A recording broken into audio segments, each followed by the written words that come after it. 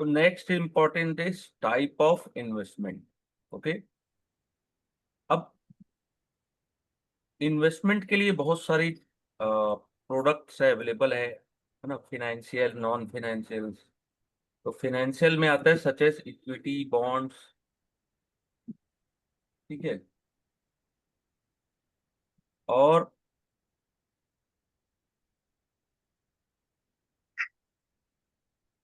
Financial में equity, bonds जिसमें आपको फ्यूचर कैश फ्लो मिलेगा। ठीक है, नॉन फिनेंशियल में आते हैं रियल एस्टेट, गोल्ड, कमोडिटीज। ठीक है, नॉन फिनेंशियल इन्वेस्टमेंट को ऑल्सो कॉल्ड रियल इन्वेस्टमेंट। ठीक है, अब the term security in financial market generally किसको बोलते हैं? Equity, bonds, derivative. ठीक है, जो ट्रांसफरेबल भी है। Okay,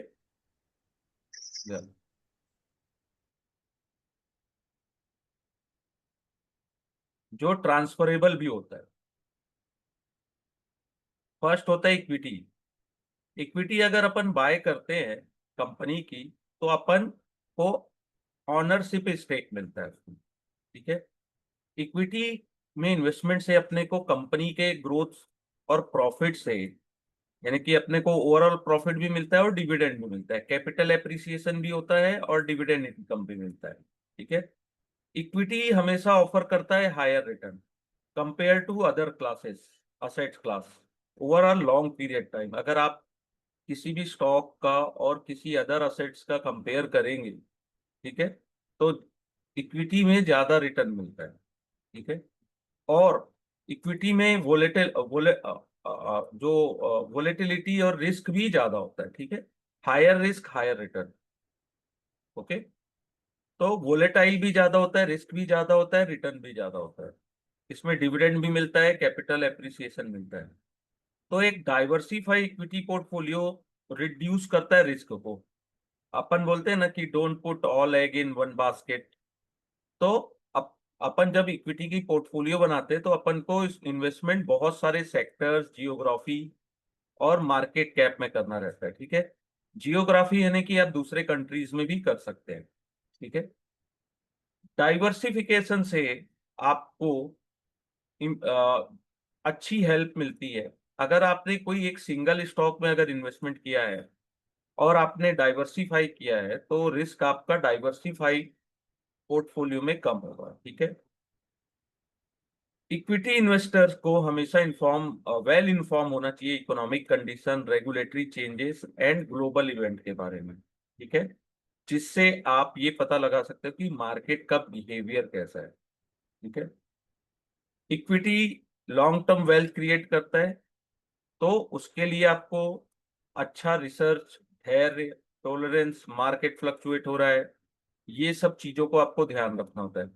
discipline investors can capitalise और ग्रोथ प्रोस्पेक्ट और generate sustain return over a time. जो एक डिसिप्लिन ट्रेडर होता है वो बहुत अच्छा रिटर्न इक्विटी में जनरेट करता है। ठीक है, फिर सेकंड है, और एक बात, as a as a investor अगर आप इक्विटी को एनालाइज करते हो, तो फंडामेंटल एनालिसिस करते हो जिसमें आप कंपनी की financial performance, competitive position, management quality, growth prospect, ये सब चीजों को ध्यान रखते हो और कंटिन्यूअस रिव्यू करते हो। रिव्यू करने के बाद अपने पोर्टफोलियो को एडजस्ट करते हैं। एडजस्ट करना ये बहुत इंपॉर्टेंट है as a PMS. Okay, portfolio adjust करना मीन्स जिसमें आपको ज्यादा रिस्क लग रहा है या जिसमें आपको उतना प्रॉफिट नहीं हो रहा है तो उससे एग्जिट कर लिए। ठीक है, और न्यू ग्रोथ और कुछ अच्छी कंपनी जिसमें आपने रिसर्च किया, आपको लग रहा है कि फ्यूचर में उसमें और ज्यादा ग्रोथ मिल सकती है, उसमें आप इन्वेस्ट कीजिए। ठीक है, फिर होता है फिक्स इनकम सिक्योरिटी। उसमें फिक्स इनकम यानी फिक्स है, आप सिंपल समझिए कि आपका इनकम फिक्स है, रेगुलर इंटरेस्ट पेमेंट होगा और आपको रिटर्न मिलेगा प्रिंसिपल एट मैच्योरिटी। ठीक है, जैसे government bond, corporate bond, municipal bond, treasury bills. ठीक है, और ये जो फिक्स इनकम इंस्ट्रूमेंट होते हैं टिपिकली लेस वोलेटाइल होते हैं देन इक्विटी। वोलेटाइल यानी कि ज्यादा इनमें मूवमेंट आपको नहीं दिखेगा। ठीक है, सबसे बड़ा एडवांटेज क्या होता है, आपको पता होता है कि आपकी इनकम कितनी जनरेट होने वाली है। ठीक है, क्योंकि आपको पीरियडिक यानी कि ईयरली, हाफ ईयरली आपको जो इंटरेस्ट पेमेंट होगा वो आप रिसीव करेंगे और वो फिक्स होगा। और often refer to as a coupon, जिसको कूपन बोलते हैं। ठीक है, इसमें आपको कैश फ्लो आपका एक फिक्स रहेगा। ठीक है, और फिक्स इनकम सिक्योरिटी स्पेशली किसके लिए अट्रैक्टिव है, कंजर्वेटिव इन्वेस्टर्स, जो रिटायर लोग होते हैं या जिनको ज्यादा मार्केट में रिस्क नहीं लेना है, उनके लिए अच्छा रहता है कि ठीक है, हम इतने इनकम से भी खुश हैं। ठीक है, अब अगर आप मैच्योरिटी तक उसको हेल्ड करते हैं तो आपको फिक्स इनकम सिक्योरिटी में क्या रिटर्न मिलेगा, ओरिजिनल इन्वेस्टमेंट अमाउंट जो आपने इन्वेस्ट किया, मान लीजिए 100 रुपीज इन्वेस्ट किया तो 100 रुपीज रिटर्न मिलेगा। और कूपन रेट जो एस्योर है, यानी कि 8% है, 5%, 10% जो है वो एस्योर है, वो आपको मिलेगा। ठीक है, बस कंडीशन ये है कि आपने जिससे फिक्स बॉन्ड खरीदा है वो डिफॉल्ट ना कर दे। ठीक है, गवर्नमेंट बॉन्ड्स जो होते हैं ना, वो कंसीडर लोअर रिस्क इन्वेस्टमेंट होते हैं। ठीक है, क्योंकि उसमें गारंटी होती है। ठीक है, कॉर्पोरेट बॉन्ड में हमेशा हायर यील्ड होता है, लेकिन उसमें हायर क्रेडिट रिस्क होता है। क्यों? क्योंकि वो डिफॉल्ट भी कर सकते हैं। ठीक है, when compare to government bond, fix income investing is not without its risk. पहला होता है उसमें interest rate risk, is a critical. जब बॉन्ड का प्राइस फॉल होता है, ठीक है, when interest rate rise, interest rate जब मार्केट में राइज होता है तो बॉन्ड का प्राइस फॉल होता है। ठीक है, क्रेडिट रिस्क भी प्रेजेंट है कि कॉर्पोरेट बॉन्ड में डिफॉल्ट के ज्यादा चांस होते हैं सिक्योरिटी वैल्यू के। ठीक है, फिर इन्फ्लेशन रिस्क भी होता है कि आपको 5% रिटर्न मिल रहा है लेकिन महंगाई दर 5 से ज्यादा है ईयरली, तो आपका जो रिटर्न है वो कोई काम नहीं आने वाला। ठीक है, तो ऐसे रिस्क को मैनेज करने के लिए आपको डाइवर्सिफाई करना पड़ता है बॉन्ड्स को भी। Okay, high quality fix income bonds को आप अ, ज्यादा यूज करेंगे। ठीक है, हाई क्वालिटी जिसका ग्रेडिंग अच्छा है, जिसमें आपको इनकम अच्छी मिल रही है, कैपिटल प्रिजर्वेशन है, रिस्क मिटिगेशन है। ठीक है, फिर होता है कमोडिटीज। कमोडिटीज में होते हैं सॉफ्ट कमोडिटीज जैसे corn, wheat, soybean, soybean oil and sugar. Hard commodities में gold, silver, oil, copper, aluminium. तो ये हार्ड कमोडिटीज हो गया। और सॉफ्ट में आ गया कॉर्न, वेट, सोयाबीन। ठीक है, जो एग्रीकल्चर है, एग्रीकल्चर कमोडिटीज होते हैं उसको सॉफ्ट बोलते हैं, और जिसको माइनिंग किया जाता है उसको बोलते हैं हार्ड कमोडिटीज। ठीक है, सॉफ्ट कमोडिटीज आर पेरिसेबल और हाई वोलेटिलिटी होता है उनके प्राइस में। ठीक है, commodities are subjected to business cycle risk. ठीक है, डिमांड एंड सप्लाई के ऊपर डिपेंड होता है कि इनका प्राइस कैसा होता है। ठीक है, सॉफ्ट कमोडिटीज का कोई लो कोरिलेशन होता है स्टॉक एंड बॉन्ड से। ठीक है, they provide benefit of risk diversification when held in portfolio along with stock and bond. Okay, कुछ कमोडिटीज को derivative contract like future and forward भी अपन एक्सपोजर करते हैं। ठीक है, और इन्वेस्टर को भी केयरफुल अंडरस्टैंड रखना चाहिए कि इसमें रिस्क क्या है, कि वेदर, प्रेडिक्शन ऑफ वेदर, मौसम कैसा है। ठीक है, जब आप सॉफ्ट कमोडिटीज में ट्रेड कर रहे हो या बाय कर रहे हो तो आपको पता होना चाहिए कि वेदर कैसा है। ठीक है, फिर हार्ड कमोडिटीज में सबसे इंपॉर्टेंट है गोल्ड एंड सिल्वर। ठीक है, इसमें इन्वेस्टमेंट आज से नहीं चला रहा है, बहुत लंबे समय से, यानी कि आज से 1000 साल पहले भी लोग गोल्ड एंड सिल्वर को एक बहुत अच्छा असेट्स मानते हैं। ठीक है, और ये ग्लोबली एक्सेप्टेबल है, इसको सेफ हेवन भी बोला जाता है।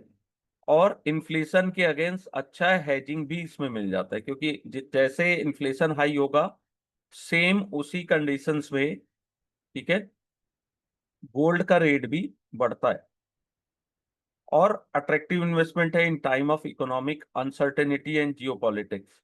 जब भी जियोपॉलिटिक्स क्राइसिस या इकोनॉमिक अनसर्टेनिटी होती है तो गोल्ड का प्राइस बढ़ता है। Gold has shown diversification benefit too, ठीक है। Most of the financial investment commodity do not generate any current income. इसमें आपको कोई करंट इनकम जनरेट नहीं हो सकता गोल्ड में।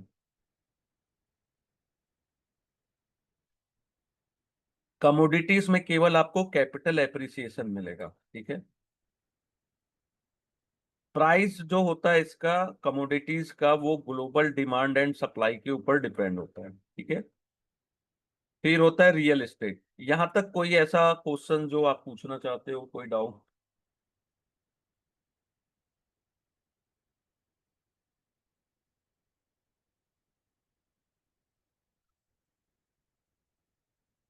फिर real estate investment popular avenue है for wealth creation. Tangible assets होता है पोटेंशियल फॉर स्टडी रिटर्न्स, ठीक है। They are various type of real estate investment including residential properties, commercial property, industrial, manufacturing real estate, ठीक है। Specialise segment भी होता है, health care facility, student housing, ठीक है। रियल एस्टेट में इन्वेस्टमेंट से आपको इनकम भी जनरेट होता है और कैपिटल एप्रिसिएशन भी मिलता है, ठीक है। कंसिस्टेंट कैश फ्लो जनरेट होता है। प्रॉपर्टी वैल्यू भी आपकी इंक्रीज होती है ओवर द टाइम, ठीक है। Real estate serve as a hedge against inflation, ठीक है। As a rent and property value often rise with increasing price. जैसे इन्फ्लेशन हाई होता है वैसी रेंट और प्रॉपर्टी की वैल्यू भी हाई होने लगती है, ठीक है। रियल एस्टेट में भी इन्वेस्टमेंट करने से कुछ रिस्क तो है, जैसे लिक्विडिटी रिस्क, कि आपने बाय तो कर लिया लेकिन आपको सेलर नहीं मिल रहा है मार्केट में, ठीक है। जैसे बॉन्ड और स्टॉक को आप इजीली सेल कर सकते हो, रियल एस्टेट को आप नहीं कर सकते। आपको प्रॉपर्टी मैनेज करने के लिए टाइम की जरूरत होगी, एक्सपर्टाइज की जरूरत होगी, ठीक है। मेंटेनेंस, रिपेयर, रेगुलेटरी कंप्लायंस, ये सब चीजों की जरूरत होती है, ठीक है। और इन्वेस्टमेंट इन रियल एस्टेट आपको ज्यादा पैसे की जरूरत होगी, ओके। फिर होता है स्ट्रक्चर प्रोडक्ट, ठीक है। इसमें क्या होता है कि ट्रेडिशनल इन्वेस्टमेंट जैसे bond and equities with derivative, जिससे आपको रिस्क रिटर्न प्रोफाइल जनरेट होता है, ठीक है। इससे आपका रिटर्न जन इनहेंस होता है, डाउन साइड प्रोटेक्ट होता है। स्पेसिफिक मार्केट मूवमेंट में आप may not be possible through, ठीक है, एक्सपोजर मिलता है आपको। Investor can benefit from capital protection, fixed और variable income, tailor strategy to meet their financial objective, ठीक है। इसमें भी कुछ रिस्क होते हैं। कॉम्प्लेक्स होता है, पहला चीज ये तो कॉम्प्लेक्स प्रोडक्ट होते हैं। ट्रांस और लैक ऑफ ट्रांसपेरेंसी होती है। आपको एज अ रिटेल इन्वेस्टर थोड़ा समझने में इसको टाइम लग सकता है। लिक्विडिटी भी इसमें थोड़ा रिस्क होता है, ठीक है। और नॉट ऑलवेज इजीली ट्रेडेबल, इतना इजी ट्रेड नहीं होता है, ठीक है। Investor are expose to credit risk, ठीक है। इसमें क्रेडिट रिस्क भी होता है, ठीक है। मार्केट वोलेटिलिटी और डेरिवेटिव प्राइसिंग से भी इसमें बहुत ज्यादा इम्पैक्ट होता है। लेकिन ये एक स्ट्रक्चर प्रोडक्ट उसी को बोलते हैं कि अगर आपने बॉन्ड एंड इक्विटी को डेरिवेटिव के साथ कस्टमाइज किया, है ना, और रिस्क रिटर्न प्रोफाइल जनरेट किया, ताकि आपका रिस्क भी सही है, आपने डाउन साइड भी प्रोटेक्ट कर लिया, अपना रिटर्न को भी इनहेंस कर लिया, ठीक है। और ये सब प्रोडक्ट सेंसिटिव भी होते हैं एक्सटर्नल फैक्टर से। स्ट्रक्चर प्रोडक्ट किनके लिए बेस्ट है? जिनको अंडरस्टैंडिंग है फाइनेंशियल मार्केट की, डेरिवेटिव की, high net worth individual, institutional investors, ठीक है। उनके लिए ये tailor made risk management strategy जो होती है वो बहुत ज्यादा बेनिफिट देती है, ठीक है। यहाँ तक कोई प्रॉब्लम, एनी क्वेश्चंस?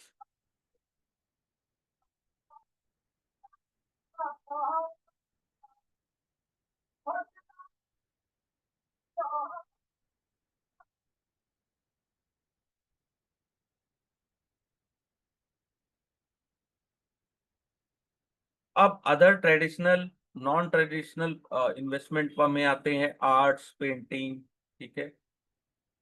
ये ऑफन हेज करते हैं इन्फ्लेशन के अगेंस्ट, लेकिन इतना आसान नहीं है इसको बेचना, क्योंकि ये कल्चरल और एस्थेटिक वैल्यू होती है। कई लोग घोड़े पे भी इन्वेस्ट करते हैं, हॉर्सेस में, रेसिंग के लिए यूज होता है। ठीक है, तो ये क्या है, इतना आसान भी नहीं होता है इन्वेस्टमेंट करना। लेकिन नॉन ट्रेडिशनल में painting, fine arts, horse, old vintage car, ठीक है, और डिस्ट्रेस असेट जिसमें यानी फिनेंशियल गेन की पॉसिबिलिटी है। डिस्ट्रेस यानी कि कंपनी अच्छा नहीं कर रही है, आपने उसको खरीद लिया, फिर आपको बहुत सस्ते में मिल गई, मार्केट रिकवर किया तो आपको भी गेन मिल गया। फिर होता है चैनल फॉर मेकिंग इन्वेस्टमेंट। पहला होता है direct investment. Direct investment are when investor buy the security issued by company and government bodies. ठीक है, commodities like gold and silver. ठीक है, डायरेक्ट आप इन्वेस्टमेंट कर रहे हो। ठीक है, डायरेक्ट आप सेलर और डीलर से। ठीक है, in case of financial securities, financial intermediate facilitate investor to buy और सेल सिक्योरिटीज। ठीक है, जैसे ब्रोकर, एडवाइजर, ये इंटरमीडिएट्स होते हैं। आप फीस देके, फीस और कमीशन के लिए काम करते हैं। इनके थ्रू भी आप खरीद सकते हैं, या तो डायरेक्ट भी खरीद सकते हैं। पहला होता है डिस्ट्रीब्यूटर। ये क्या करते हैं, ये डिस्ट्रीब्यूट करते हैं various investment products, mutual fund, bond and other investment product. ठीक है, they act as a intermediate between asset management company और रिटेलर्स और इंस्टीट्यूशनल इन्वेस्टर्स। ये फैसिलिटेट करते हैं इन्वेस्टमेंट ट्रांजैक्शन, प्रोवाइड करते हैं नेसेसरी इंफॉर्मेशन। इनको कमीशन मिलती है, और फीस बेस्ड प्रोडक्ट होते हैं इनके। और दे ऑफर कन्वीनियंस और access to multiple financial instrument. तो डिस्ट्रीब्यूटर हो गया म्यूचुअल फंड। ब्रोकर हो गया जो बाय और सेल अपन करते हैं स्टॉक, बॉन्ड और डेरिवेटिव बिहाफ ऑफ इन्वेस्टर्स। ठीक है, इन ये क्या करते हैं, ये भी ब्रोकर, इनको ब्रोकरेज फीस मिलती है, कमीशन मिलती है। ठीक है, ये market, they provide market access, research insight, advisory service. कुछ ब्रोकर फुल टाइम होते हैं, कुछ लोग पार्ट टाइम भी होते हैं, डिस्काउंट ब्रोकर भी होते हैं। इन्वेस्टमेंट एडवाइस और पोर्टफोलियो मैनेजमेंट भी प्रोवाइड करते हैं। ये लो कॉस्ट ट्रेडिंग प्लेटफॉर्म भी प्रोवाइड करते हैं। ठीक है, ये ब्रोकर होते हैं। फिर रजिस्टर्ड इन्वेस्टमेंट एडवाइजर, जो सेबी से रजिस्टर्ड होते हैं एडवाइजर्स। ठीक है, in India follow fiduciary standard ensuring client first recommendation, choosing a quality and unbiased advisor। Unbiased होते हैं ना, ऐसा नहीं बायस्ड कि कुछ भी आपको बेच रहे हैं। तो ये सेबी से रजिस्टर्ड होते हैं। ठीक है, आपका क्या फिनेंशियल गोल है, आपका रिस्क एपिटाइट कितना है, कौन सा इन्वेस्टमेंट आपके लिए सुटेबल है, ये सब चीजों का ध्यान रखते हैं। ठीक है, और इन्वेस्टर नेविगेट करते हैं complex financial market, optimise portfolio, आपका पोर्टफोलियो को ऑप्टिमाइज करते हैं, और लॉन्ग टर्म फाइनेंशियल सक्सेस भी इसमें बहुत अच्छी मिलती है। अब होता है indirect investment through manage portfolio. Investor क्या है, invest through various regulated investment vehicle, जो मैनेज किए जाते हैं एक्सपर्ट के द्वारा for a fees and profit sharing और बोथ। ओके, जैसे PMS service, mutual fund, alternative investment fund. ठीक है, ये होते हैं indirect investment through manage portfolio. तो म्यूचुअल फंड में क्या होता है, एक फंड मैनेजर होता है। आप सभी इन्वेस्टर से पैसे पूल्ड कलेक्ट करके एक डाइवर्सिफाइड पोर्टफोलियो, चाहे वो स्टॉक हो, बॉन्ड हो या अदर असेट्स, जिसको प्रोफेशनल फंड मैनेजर के द्वारा मैनेज किया जाता है, और जो रेगुलेट होता है सेबी के द्वारा, ये आपका इन्वेस्टमेंट प्रोटेक्ट रहे और ट्रांसपेरेंसी बनी रहे। ठीक है, और they ensure diversification to mitigate the risk. Mutual fund provide liquidity, investor can buy और सेल यूनिट इजीली। ठीक है, और आपको क्या मिलता है, एनएवी, नेट असेट वैल्यू, आपको यूनिट प्रोवाइड किया जाता है जिसकी एनएवी होती है। ठीक है, एनी डाउट यहाँ तक? ये क्वेश्चंस आते हैं, इसको अगर आप बेसिक नहीं समझेंगे ना, तो आपको एग्जाम में प्रॉब्लम होगी। अगर ये बेसिक चीजें आप समझ लेंगे, तो आप एग्जाम में बहुत अच्छा कर सकते हैं। ठीक है, और प्लीज अगर आपके पास समय हो तो रिवीजन जरूर करें। अगर आप चाहते हैं कि पीएमएस का एग्जाम आपको क्लियर करना है, पार्ट 1 है ना ये, लेवल 1 और 2 दो लेवल है इसमें, पीएमएस में भी, ये भी याद रखिएगा।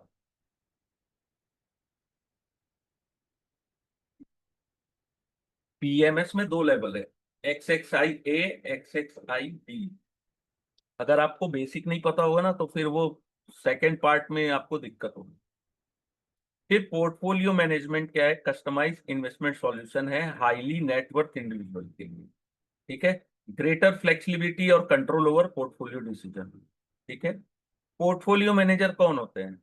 वो आपको नॉन डिस्क्रिशनरी और डिस्क्रिशनरी इन्वेस्टमेंट डिसीजन प्रोवाइड करते हैं। वो एक्टिवली मैनेज करते हैं पोर्टफोलियो विद पर्सनलाइज अप्रोच। ठीक है।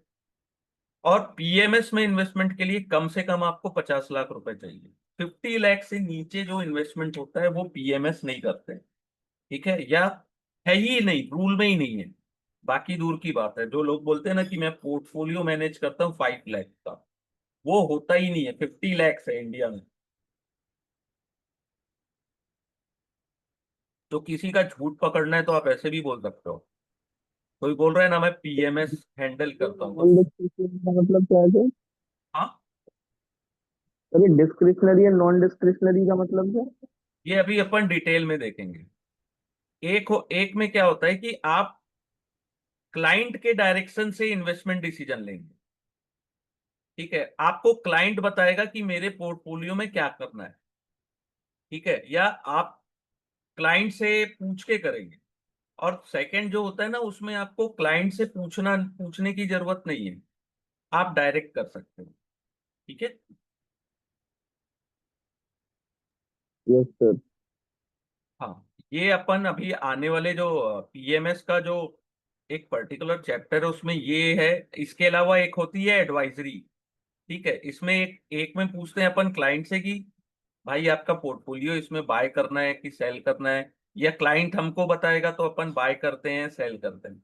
और एक होता है एडवाइजरी इसके अलावा, कि केवल अपन एडवाइस देते हैं, अपन को इन दोनों से मतलब नहीं है। केवल अपन एडवाइस देते हैं, उसकी फीस लेते हैं। अब वो क्लाइंट के ऊपर है वो एडवाइस को मानते हैं कि नहीं मानते। एडवाइजरी सर्विस भी होती है। ठीक है। और ये जो मिनिमम इन्वेस्टमेंट है आपको पोर्टफोलियो मैनेज करना है तो 50 लाख, किसी भी क्लाइंट का मिनिमम 50 लाख से आप स्टार्ट करते हैं, इन्वेस्टमेंट रिक्वायरमेंट होती है पीएमएस के लिए। ठीक है। पीएमएस जो होता है हाईली एचएनआई कस्टमर के लिए होता है। ठीक है, हाईली रिस्क एक्सपोजर है, एक्टिव मैनेजमेंट। फिर होता है अल्टरनेटिव इन्वेस्टमेंट फंड। क्या है कि अल्टरनेटिव प्राइवेटली पूल्ड इन्वेस्टमेंट है, लेकिन ये नॉन ट्रेडिशनल असेट्स, ठीक है, में इन्वेस्ट होता है, like private equity, hedge fund, venture capital और डिस्ट्रेस असेट्स। तो नॉन ट्रेडिशनल असेट्स में होता है। तो पहला कैटेगरी जो इन्वेस्टमेंट होता है वो होता है स्टार्टअप में, वेंचर कैपिटल फंड में, सोशल वेंचर्स में। ठीक है। कैटेगरी 2 में होता है प्राइवेट इक्विटी या डेब्ट फंड में। कैटेगरी 3 में होता है हेज फंड या लॉन्ग फंड में। ठीक है। Some of the key feature of AIF is, AIF manager handles sophisticated investment strategies, ensure compliance with SEBI regulation and risk management. They provide long-term investment opportunity with limited liquidity. ठीक है। और higher minimum investment कितना है AIF में? 1 करोड़। ठीक है। AIF suitable for institution और HNI investors. ठीक है। तो ये AIF है, इसको भी अपन आने वाली जो क्लासेस है उसमें डिटेल में देखेंगे। पीएमएस को देखेंगे, म्यूचुअल फंड, डेरिवेटिव, लगभग सभी चीजें यहाँ पे कवर होगी। तो यहाँ पे अपना चैप्टर 1 तो कंप्लीट हो गया। ठीक है, यहाँ पे कोई डाउट्स है तो आप पूछ सकते हैं।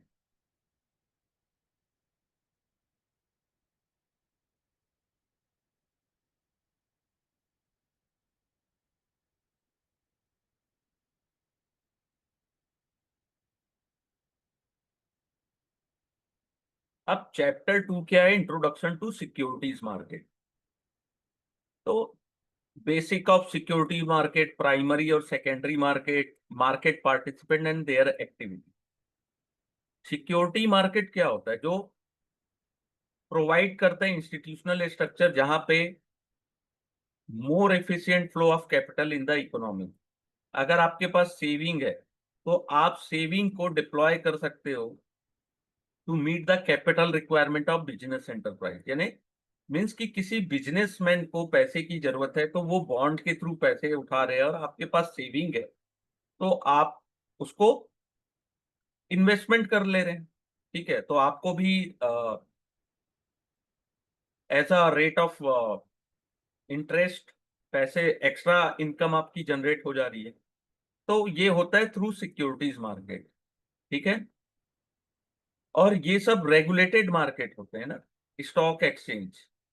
ठीक है, इससे क्या होती है कि आपको लिक्विडिटी प्रोवाइड होती है, आप जब चाहो उसको बाय और सेल कर सकते हो। तो पहली चीज होती है कि सिक्योरिटीज होती क्या है और डिफाइन कहाँ की गई।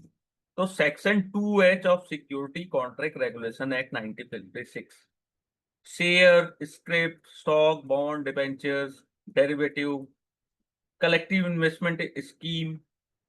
ठीक है, सरफराशी का जो रिसिप्ट होता है, securitisation, reconstruction of financial assets and enforcement of security interest act के तहत जो सिक्योरिटी रिसिप्ट होती है वो भी। फिर कोई भी म्यूचुअल फंड स्कीम के यूनिट्स है वो भी। लेकिन ऐसे यूनिट जो आपको इंश्योरेंस और इंश्योरेंस के अलावा इन्वेस्टमेंट भी प्रोवाइड करते हैं वो सिक्योरिटीज में नहीं आते हैं। ठीक है, एनी अदर यूनिट और इंस्ट्रूमेंट जो पूल्ड इन्वेस्टमेंट व्हीकल के तरह आपको इशूड किया गया है। कोई ऐसे सर्टिफिकेट जो investor issued by to a investor by issuer being a special purpose distinct. ठीक है, गवर्नमेंट सिक्योरिटीज या ऐसी सिक्योरिटीज जिसको गवर्नमेंट ने secure as a securities declare किया है। ठीक है, तो ये सब सिक्योरिटीज में आता है। इसमें इंपॉर्टेंट है सेक्शन 2H, इसके तहत होती है सिक्योरिटी। ठीक है, तो सिक्योरिटीज मार्केट क्या है? पहला होता है प्राइमरी मार्केट। ठीक है, एक होता है प्राइमरी, दूसरा होता है सेकेंडरी। प्राइमरी क्या होता है? The primary function of security to enable flow of capital from those who have और दो हु नीड इट। जिनके पास पैसे हैं और जिनको जरूरत है, तो वो फ्लो ऑफ कैपिटल आपका इनेबल कर देते हैं कि आप जिसको जरूरत है उसको मिल जाएगा और जिसको इन्वेस्टमेंट करना है उनको सिक्योरिटीज मिल जाएगी। तो प्राइमरी क्या होता है? कंपनी और इशूअर्स क्या करते हैं? Raising fresh capital from investors, investor से फ्रेश कैपिटल। ठीक है, या तो बॉन्ड के थ्रू या इक्विटी के थ्रू। ठीक है, पहला होता है पब्लिक ऑफरिंग होती है, या selected group of investor private placement program के थ्रू भी शेयर ऑफर किए जाते हैं। और जो प्राइमरी मार्केट में ऑफर किए जाते हैं वो न्यू शेयर्स होते हैं। ठीक है, और may be offer for sale. Offer for sale में क्या होता है? लार्जर जो इन्वेस्टर्स होते हैं, जैसे गवर्नमेंट ऑफ इंडिया हो गई, जिनके पास पब्लिक सेक्टर कंपनीज के बहुत सारे शेयर्स है, या प्रमोटर्स हो गए या इन्वेस्टर्स हो गए जिनको अपना होल्डिंग को पब्लिक को सेल करना है। ठीक है, वो तो पब्लिक इशू क्या होती है? Securities are issue to member of public, यानी पब्लिक को इशू हो रही है। Initial public offer of share और IPO is the first sale of corporate common share to investors at large. और आईपीओ में क्या होता है कि रेस इक्विटी कैपिटल राइज करते हैं for further growth of business. ठीक है, एलिजिबिलिटी क्राइटेरिया क्या है फॉर राइजिंग कैपिटल?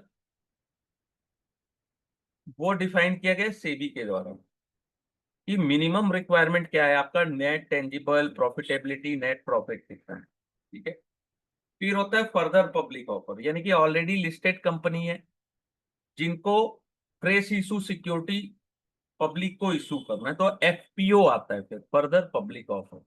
ठीक है, उनको एडिशनल कैपिटल की जरूरत है टू रिपे देयर डेप्ट और कैपिटल फॉर ग्रोथ। तो वो फ्रेश इशू करते हैं कैपिटल, ठीक है। फ्रेश इशू ऑफ कैपिटल होता है, यानी कि न्यू इशू, ठीक है। एफपीओ ऑल्सो होता है ऑफर फॉर सेल के थ्रू, ठीक है। फिर होता है राइट इशू। आपके पास ऑलरेडी शेयर्स हैं और आपको एग्जिस्टिंग शेयर होल्डर हो, आपको उसके प्रोपोर्शंस में एग्जिस्टिंग होल्डिंग के तहत आपको राइट इशू इशू किया गया, ठीक है। यानी आपके पास ऑलरेडी शेयर्स हैं, उसके प्रोपोर्शन में शेयर कैपिटल इशू किया गया, ठीक है। उसको राइट इशू बोलते हैं। Right issue have a right to participate in the issue, ठीक है। और ये preemptive right given by the status to existing share holders, ठीक है। एग्जिस्टिंग शेयर होल्डर्स को ही मिलते हैं। और शेयर होल्डर्स के ऊपर होता है, चाहे तो वो उसको एक्सेप्ट करें, या तो उसको ट्रांसफर कर दें, या उसको ऐसे ही लैप्स होने दें, तो वो ये राइट इशू होता है। प्राइवेट प्लेसमेंट मीन्स कि आपको सेलेक्टेड ग्रुप ऑफ पर्सन हो या इन्वेस्टर्स हो, उनको इशू कर दिया गया शेयर्स, ठीक है। इसमें पब्लिक नहीं आती, कुछ सेलेक्टेड इन्वेस्टर्स, ठीक है, उनको इशू किया गया, तो प्राइवेट प्लेसमेंट होता है। प्रेफरेंस शेयर्स मीन्स कि लिस्टेड इशूअर शेयर्स होते हैं और कन्वर्टेबल सिक्योरिटीज होती है, ठीक है। The issuer is required to compile various provision defined by SEBI related to pricing, disclosure in notice, lock-in period, यानी कि आपको प्रेफरेंस में दिया गया, ठीक है।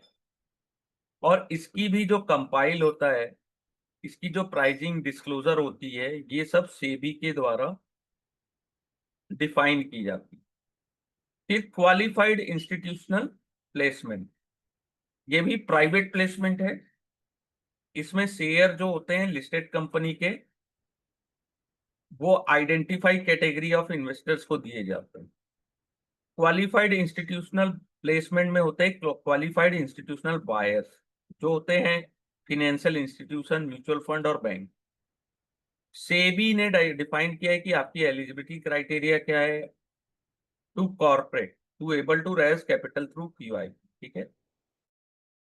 फिर होता है bonus.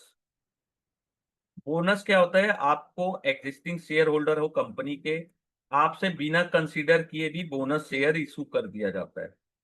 The entitlement of bonus share depend upon the existing shareholder of the investors। जैसे आपको के पास एक शेयर है, वन, ठीक है, तो उसके 1:1 में दे दिया गया, तो 100 रुपीज का शेयर था, अब 50 रुपीज के दो शेयर हो गए, ठीक है। और कंपनी बोनस शेयर कहां से इशू करती है, उनके पास जो फ्री रिजर्व पड़े होते हैं फ्रॉम जेन्युइन प्रॉफिट, ठीक है। ऐसी कंपनी जो बोनस इशू नहीं कर सकती, जिसने डिफॉल्ट किया है पेमेंट ऑफ इंटरेस्ट में और प्रिंसिपल में, ठीक है, और एनी डेब्ट सिक्योरिटीज में, ठीक है, कंपनी को अपने बोर्ड ऑफ डायरेक्टर से अप्रूवल लेना पड़ता है बोनस इशू करने से पहले, ठीक है। और कुछ केसेस में शेयर होल्डर से भी अप्रूवल लेना पड़ता है, ठीक है। ऑफर फॉर सेल, आपके पास ऑलरेडी शेयर्स हैं, ठीक है, आप उसको डाइल्यूट करना चाहते हैं, आप सेल करना चाहते हैं, प्रमोटर्स हो, बड़े लार्ज इन्वेस्टर्स हो, बहुत सारे शेयर्स हैं। जैसे डिस इन्वेस्टमेंट प्रोग्राम होता है गवर्नमेंट ऑफ इंडिया का, जहां गवर्नमेंट ऑफ ऑफर करती है शेयर्स पब्लिक सेक्टर अंडरटेकिंग की, ठीक है, पब्लिक को, ठीक है, सेल करते हैं नॉर्मल। ये जो ऑफर फॉर सेल होता है वो सेकेंडरी मार्केट ट्रांजेक्शन होता है, लेकिन डन कहाँ से होता है, प्राइमरी मार्केट रूट से। तो ये हो गया ऑफर फॉर सेल, ओएफएस, ठीक है। फिर होता है सेकेंडरी मार्केट, ये तो प्राइमरी हो गया। फिर सेकेंडरी मार्केट होता है, उसमें पहला होता है ओवर द काउंटर मार्केट, जहां पे दो पार्टीज मिल के निगोशिएट करती है, ठीक है, कि किस कब अपन ट्रेड करेंगे, कब सेटल करेंगे, ठीक है। और जो भी रूल रेगुलेशन होते हैं वो काउंटर पार्टीज मिलके डिसाइड करती हैं। एक्सचेंज ट्रेडेड मार्केट, जहां पे the other option of trading in securities through the stock exchange, जो भी ट्रेडिंग एंड सेटलमेंट होता है वो स्टॉक एक्सचेंज के थ्रू होता है। ठीक है। और इसमें जो सेटलमेंट होता है वो क्लीयरिंग कॉरपोरेशन के थ्रू होता है। क्लीयरिंग कॉरपोरेशन काउंटर पार्टी के जैसे एक्ट करती है और गारंटी लेती है सेटलमेंट का। ठीक है। एक्सचेंज ट्रेडेड मार्केट, जहां पे बाइंग और सेलिंग जो अपन करते हैं ना वो एक्सचेंज के थ्रू करते हैं, just like NSC BSc. Okay. तो पहला होता है, और जो अदर कॉमन टर्म जो सेकेंडरी मार्केट में यूज होते हैं, वो पहला होता है ट्रेडिंग। बाय और सेल करना सिक्योरिटीज को ट्रेडिंग कहलाता है। ठीक है, जैसा यहाँ पे लिखा हुआ है। तो स्टॉक एक्सचेंज जो होते हैं उन्होंने बहुत सारे इलेक्ट्रॉनिक ऑर्डर मैचिंग सिस्टम निकाला है, जहाँ पे आपको ऑटोमेटिक, स्पीडी और इफिशियंट एग्जीक्यूशन होता है आपका ट्रेड का। क्लियरिंग एंड सेटलमेंट मीन्स आपने ट्रेड किया तो आपको शेयर मिलने चाहिए, आपने सेल किया तो आपको पैसे मिलने चाहिए। तो इसके लिए क्लियरिंग और सेटलमेंट या क्लियरिंग कॉर्पोरेशन इसकी रिस्पॉन्सिबिलिटी लेता है। ठीक है। और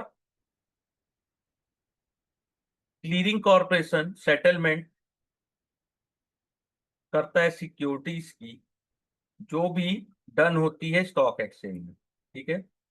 जो भी ट्रांजेक्शन परफॉर्म किए गए हैं ट्रेडिंग मेंबर के द्वारा are made available to clearing corporation by stock exchange. ठीक है। क्लीयरिंग कॉर्पोरेशन ऑब्लिगेशन रिपोर्ट देता है ट्रेडिंग मेंबर और कस्टोडियन को कि आप अपना सेटल करो पैसा और सिक्योरिटी। ठीक है। अगर नहीं कर पाते हैं कोई बाय डिफॉल्ट तो उनको पेनाल्टी भी लगाते हैं। ठीक है। फिर होता है risk management. Clearing corporation provide करता है सेटलमेंट गारंटी, इसलिए अपन ट्रेड कर पाते हैं आसानी से। ठीक है। अगर कोई एक्सपोजर होता है कि रिस्क डिफॉल्ट का, कोई ऐसा कुछ रिस्क होता है कि हाँ कोई पार्टी डिफॉल्ट कर सकती है, तो उसके लिए क्या करते हैं ये लोग, initial margin, clearing corporation charge करती है इनिशियल मार्जिन, जिसको मार्क टू मार्केट भी बोलते हैं, इनिशियल और अपफ्रंट मार्जिन भी बोलते हैं। तो इनिशियल मार्जिन क्या होता है, परसेंटेज ट्रांजेक्शन वैल्यू। जब आप ट्रेड लेते हैं तो उस समय कुछ इनिशियल मार्जिन अपने को पेड करना पड़ता है ना। वो होता है जब आप फर्स्ट ट्रेड लेते हैं वैल्यू एट रिस्क में। अगर रिस्क ज्यादा है मार्केट में तो हो सकता है वो इनिशियल मार्जिन आपको ज्यादा पेड करना पड़े। ठीक है। एमटीएम क्या होता है, मार्क टू मार्केट, जो आपको प्रॉफिट और लॉस एक स्पेसिफाइड टाइम पीरियड में जो होता है वो होता है एमटीएम। ठीक है। अब market participant and their activity, यहां तक कोई डाउट्स है? बहुत इजी है, लेकिन यहाँ से क्वेश्चन आते हैं थोड़े से आप अगर आप इसको डिटेल में नहीं स्टडी करेंगे तो यहाँ पे आपको प्रॉब्लम जा सकती है। तो मार्केट में पार्टिसिपेंट कौन होता है, पहला होता है स्टॉक एक्सचेंज। स्टॉक एक्सचेंज क्या करता है, प्रोवाइड करता है ट्रेडिंग प्लेटफॉर्म जहां बायर और सेलर ट्रांजेक्शन करते हैं। ठीक है, जैसे एनएससी बीएससी और एमएससीआई, ये नेशनल वाइड एक्सचेंज है। ठीक है। इसमें जो भी ट्रेडिंग होती है इलेक्ट्रॉनिक ट्रेडिंग टर्मिनल के थ्रू होती है। ठीक है, जिसमें आपको नहीं पता होता आप किससे बाय कर रहे हो और सेल कर रहे हो, लेकिन जो भी ट्रेडिंग टर्मिनल में जो मैच होता है ऑर्डर इलेक्ट्रॉनिक ट्रेडिंग टर्मिनल में, ठीक है, वो होता है ट्रांसपेरेंट होता है। ठीक है। स्टॉक एक्सचेंज क्या करता है, क्लीयरिंग और सेटलमेंट एजेंसी भी अपॉइंट करता है। ठीक है। Clearing bank that manage the fund and security settlement that arise out of the trade. ठीक है। क्लीयरिंग कॉर्पोरेशन क्या करता है, सेफ गार्ड करता है interest of investors. Clearing agency ensure करती है कि ब्रोकर ऑफ स्टॉक एक्सचेंज वो अपनी ऑब्लिगेशन को कंप्लीट करे, चाहे तो डिलीवर फंड करें या सिक्योरिटी। ठीक है। जैसे या तो आपने बाय किया या सेल किया तो आपको फंड मिलना चाहिए, या तो आपको ने बाय किया तो आपको सिक्योरिटीज मिलना चाहिए। ये as a legal counter party भी होती है। ठीक है। आपके जितने भी सेट यानी कि जो ट्रांजेक्शन होते हैं उसके सेटलमेंट की गारंटी है। डिपॉजिटरीज क्या होते हैं, ये इंस्टीट्यूशनल होते हैं जो आपके सिक्योरिटीज को होल्ड करते हैं, share, debentures, bond, government securities, mutual fund. अब अभी अपन हमारे देश में दो ये हैं, central depository service limited and national security depositories limited. ठीक है। फिर होते हैं डीपी। वो एजेंट होते हैं, is a agent of depository through which it interface with investor and provide depository service. ठीक है। डिपॉजिटरी पार्टिसिपेट इन, क्या इन्वेस्टर को क्या क्या सर्विस देते हैं कि आप होल्ड और ट्रांजेक्ट कर सकते हैं सिक्योरिटीज में इन डीमैट फॉर्म। ठीक है। Electronic form, dematerialised form. ठीक है। Investor level account in securities are held and maintain by DP. ठीक है। डीपी को कौन अपॉइंट करता है? डिपॉजिटरी, लेकिन अप्रूवल लगता है सेबी का। ठीक है। Commercial bank, schedule foreign bank, financial institutions, stock broker, custodians, NBFC, कोई भी डीपी बन सकता है, लेकिन उसको रिक्वायरमेंट प्रिस्क्राइब बाय सेबी, उसको फुलफिल करना होता है। ठीक है। फिर होता है ट्रेडिंग मेंबर और स्टॉक ब्रोकर। ट्रेडिंग मेंबर और stock broker are registered member of stock exchange. ठीक है। जिस जो फैसिलिटेट करते हैं बाइंग और selling transaction of investor on stock exchange. Okay. Transaction on stock exchange have to be essential conduct through registered broker. आप registered broker होने चाहिए स्टॉक एक्सचेंज के। ट्रेडिंग मेंबर इंडिविजुअल भी हो सकते हैं, पार्टनरशिप भी हो सकते हैं, कॉर्पोरेट बॉडी भी हो सकते हैं। ठीक है।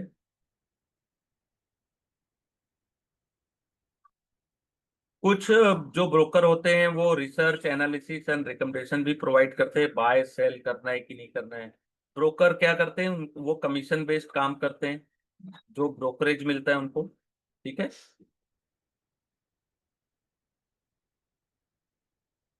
फिर होता है authorise person. Authorise person agent होते हैं ब्रोकर्स के, वो भी रजिस्टर्ड होते हैं रिस्पेक्टिव स्टॉक एक्सचेंज से। ठीक है। फिर कस्टोडियन क्या होते हैं? ये थोड़ा इंपॉर्टेंट है, इसको देखिएगा कि कस्टोडियन क्या होते हैं। अपने बड़े क्लाइंट्स जो होते हैं, a custodian is entity that is vested with the responsibility of holding fund and security of large client। ठीक है। जैसे इंस्टीट्यूशंस, जैसे बैंक, इंश्योरेंस कंपनी और फॉरेन पोर्टफोलियो, तो इनके जो सिक्योरिटीज और फंड है उनको होल्ड करते हैं। ठीक है। बेसिकली ये सेफ गार्ड प्रोवाइड करते हैं सिक्योरिटीज को, और पूरे ट्रांजेक्शन को ये सेटल कराते हैं। ठीक है। मेंटेन करते हैं क्लाइंट्स की सिक्योरिटीज और फंड अकाउंट को, कलेक्ट करते हैं बेनिफिट और राइट जो भी क्लाइंट को आने वाला है। ठीक है। और क्लाइंट को इन्फॉर्म करते हैं, keep the client inform of the action taken और टू बी टेकन, यानी कि आपको क्या एक्शन लेना चाहिए और क्या नहीं लेना चाहिए अपने पोर्टफोलियो में, तो ये कस्टोडियन का काम होता है। ठीक है। फिर होता है क्लीयरिंग बैंक।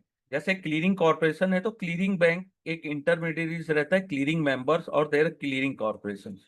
तो सभी को अकाउंट उस क्लीयरिंग बैंक में मेंटेन करना पड़ता है, और ये रिस्पॉन्सिबिलिटी रहती है कि आपको फंड अवेलेबल होने चाहिए आपके अकाउंट्स में। ठीक है। कि आपका जो डे टू डे ऑब्लिगेशन, चाहे आपको कोई भी पे इन पे आउट की जरूरत है, तो आपके पास आपके अकाउंट में उतने पैसे होने चाहिए। ठीक है। फिर होता है मर्चेंट बैंकर्स। मर्चेंट बैंकर्स क्या होते हैं? रजिस्टर्ड होते हैं सेबी के साथ, और ये act as a issue manager, issue जो इन्वेस्टमेंट बैंकर और लीड मैनेजर, जो आईपीओ आता है ना, फ्रेश इशू ऑफ कैपिटल, उसमें ये सिंगल पॉइंट कांटेक्ट होते हैं issuer during a new issue of security. Evaluate करना, structure an appropriate instrument, get involving pricing the instrument, manage the entire issue process, जो आईपीओ को पूरा मैनेज करते हैं शुरू से लेके आखिरी तक।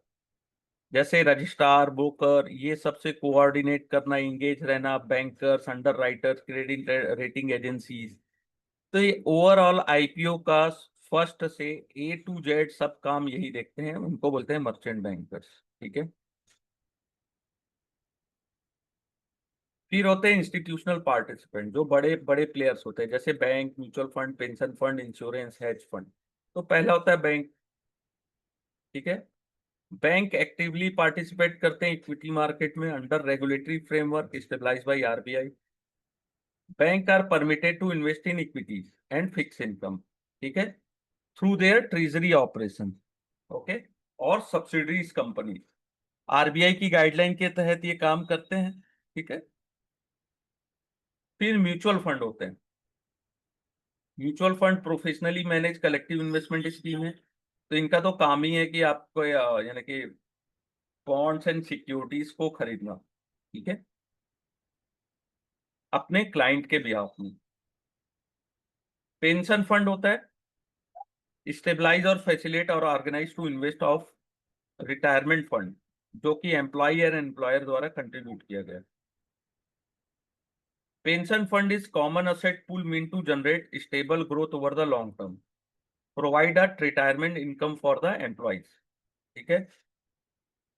तो इनका मेन क्या रहता है कि लॉन्ग टर्म में स्टेबल ग्रोथ को मेंटेन करना। ऐसे असेट्स में हम इन्वेस्टमेंट करेंगे जिसमें अपने को लॉन्ग टर्म में ग्रोथ मिले, लेकिन स्टेबल ग्रोथ मिले। ठीक है।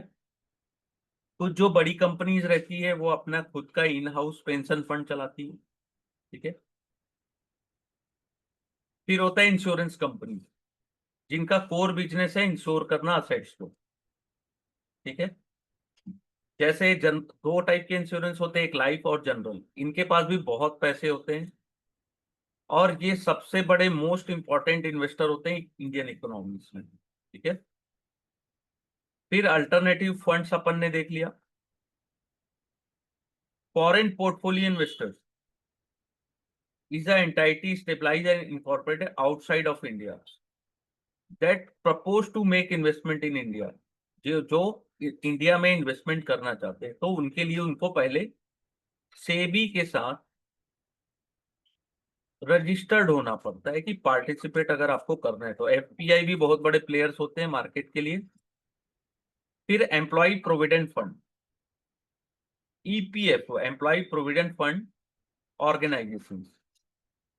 ठीक है। लेबर, ये किसके अंडर आते हैं? लेबर एंड एम्प्लॉयमेंट मिनिस्ट्री के अंदर। ठीक है।